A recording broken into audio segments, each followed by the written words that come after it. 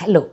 English வந்து ஒரு அன்ஃபனெட்டிக் language அப்படின்னு சொல்லுவாங்க. அப்படின்னா என்ன அர்த்தம்னா, நம்ம சில வார்த்தைகள் லெட்டர்ஸ் எல்லாம் எழுதுறது ஒரு மாதிரி, உச்சரிக்கிறது வேறு மாதிரி இருக்கும். ஆனால் நம்ம இந்தியன் லாங்குவேஜஸில், அதாவது ஒரு தமிழ்லையே பார்த்துக்கோங்க, வந்தான் அப்படின்னு எழுதுகிறோன்னா உச்சரிக்கிறதும் அதே எப்படி எழுதுகிறோமோ அதே மாதிரி தான் நம்ம அதை உச்சரிப்போம். ஆனால் ஆங்கிலத்தில் அப்படி கிடையாது. ஃபார் எக்ஸாம்பிள், ரொம்ப காமனான example P U T put, P U T but, அதே யூடி காம்பினேஷன் தான்.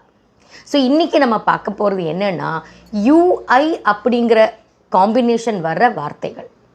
For example fluid, S fluid, ruin. So அந்த யூஐ வரும்போது ஃப்ளூயிட், ரூயின் இது ஒரு மாதிரி உச்சரிக்கிறோம். அதே சமயம் குவிட், இது வேறு மாதிரி இருக்கா? குவைட், QUITE, குவைட், அது வேறு மாதிரி இருக்கா? அதே மாதிரி சம்டைம்ஸ் என்ன ஆகுது, அந்த யூஐ வந்த உடனே நம்ம ஒரே மாதிரி உச்சரிக்க முயற்சி பண்ணுவோம்.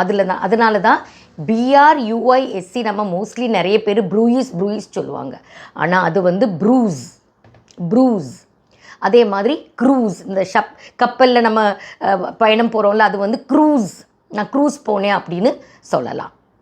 Okay, repeat after me.